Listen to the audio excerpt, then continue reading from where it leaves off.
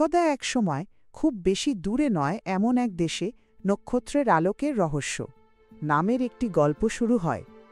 অনেক দিন আগের কথা, একটি দূর গ্রহের প্রাচীন ধ্বংসাবশেষে ডেভিড, গ্রেস এবং ভিক্টর নামে তিনজন তরুণ মহাকাশচারীর একটি দল তাদের স্কুলের ভ্রমণে এসেছিল। ধ্বংসাবশেষের বাইরে ছিল বিশাল পাথরের স্তম্ভ, যা সূর্যের আলোতে ঝলমল করছিল। ডেভিড, যে ফুটবল খেলতে ভালোবাসে, সে সবসময় নতুন কিছু খুঁজে পাওয়ার জন্য আগ্রহী ছিল। গ্রেস, যে অন্যদের সাহায্য করতে ভালোবাসে, সে শান্তভাবে চারপাশ দেখছিল। আর ভিক্টর, যে সুপার হিরোদের গল্প শুনতে ভালোবাসে, সে তার দলের নেতৃত্ব দিতে প্রস্তুত ছিল। তারা যখন ধ্বংসাবশেষের কাছে পৌঁছাল, তখন তাদের শিক্ষক তাদের সাবধান করে বললেন, এখানে খুব সাবধানে থেকো, কারণ এই ধ্বংসাবশেষের ভেতরে অনেক বিপদ লুকিয়ে থাকতে পারে। ডেভিড, গ্রেস এবং ভিক্টর একসঙ্গে হেঁটে একটি লুকানো প্রবেশপথ খুঁজে পেল। প্রবেশপথের ভেতরে তারা অদ্ভুত কিছু প্রতীক এবং উজ্জ্বল গাছপালা দেখতে পেল। গাছপালাগুলো এমন আলো দিচ্ছিল যেন তারা তাদের দিকে হাসছে। হঠাৎ তারা একটি ছোট্ট লাল রঙের রোবট দেখতে পেল। রোবটটির অ্যান্টেনা ছিল, আর সে অদ্ভুত শব্দ করে কথা বলছিল, বিপ বুপ বিপ। ডেভিড বলল, আশ্চর্য, রোবটটি কি বলছে? গ্রেস বলল, মনে হচ্ছে সে আমাদের সঙ্গে কথা বলতে চাইছে। ভিক্টর এগিয়ে এসে বলল, আমি বুঝি, সম্ভবত সে আমাদের সাহায্য করতে চায়। তখন তাদের কাছে একটি ছোট লাল রঙের ছোট্ট চাঁদ থেকে আসা রোবট এগিয়ে এলো, যার নাম ছিল বুপ।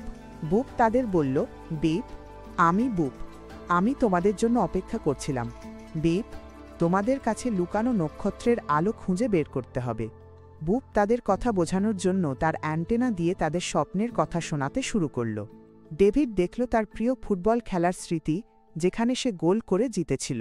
গ্রেস দেখল এক ঝলমলে রামধনুর মতো আলো, যা ছিল এক ধরনের ভালোবাসার প্রতীক। ভিক্টর দেখল তার প্রিয় সুপার হিরোদের বীরত্বের গল্প।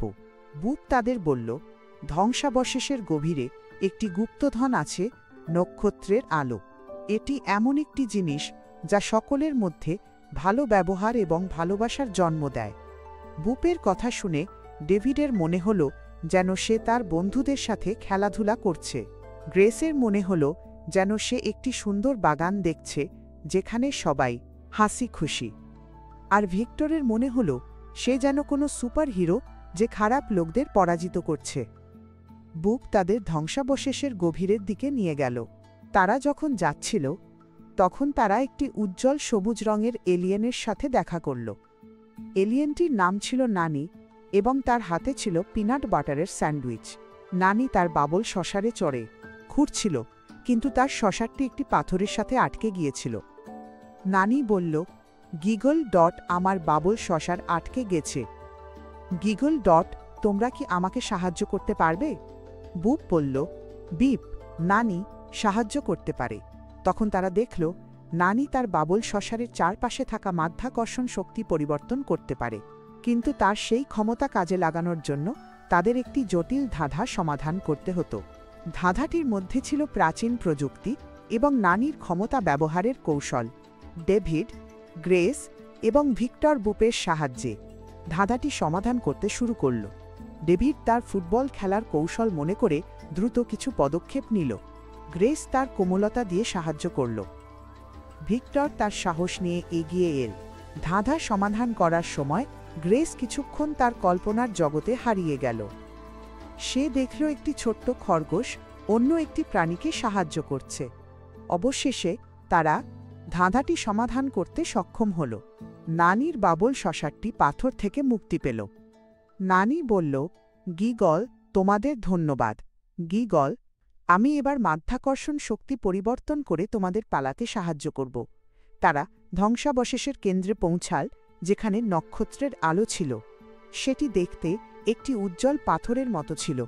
বুপ তাদের বলল, বিপ, নক্ষত্রের আলো কোনো গুপ্তধন নয়, বরং এটি এমন এক আলো যা ভালো ব্যবহার এবং ভালোবাসার মাধ্যমে বৃদ্ধি পায়। তারা নানির বাবল শসার মেরামত করতে নক্ষত্রের আলো ব্যবহার করল। এরপর নানি তার মাধ্যাকর্ষণ পরিবর্তন করার ক্ষমতা কাজে লাগিয়ে তাদের মহাকাশযানে ফিরে যেতে সাহায্য করল। মহাকাশযানে ফিরে আসার পর তারা বুঝতে পারল আসল গুপ্তধন হল বন্ধুত্ব এবং ভালোবাসার শক্তি।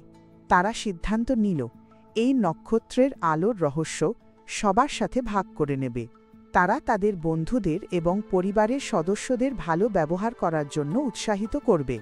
এরপর তারা তাদের মহাকাশযানে ফিরে গেল নতুন দিনের জন্য প্রস্তুত হয়ে।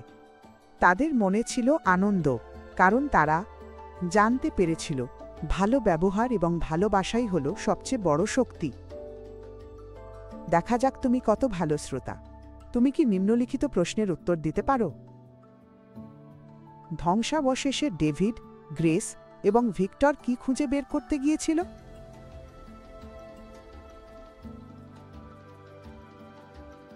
দেখা যাক তুমি কিভাবে করতে পেরেছ। উত্তরটি হল নক্ষত্রের আলো নামের একটি গুপ্তধন, যা আসলে ভালো ব্যবহার এবং ভালোবাসার প্রতীক। তুমি দারুণ কাজ করেছ। আজ তোমাকে এই গল্পটা পড়ে আমি খুব উপভোগ করেছি।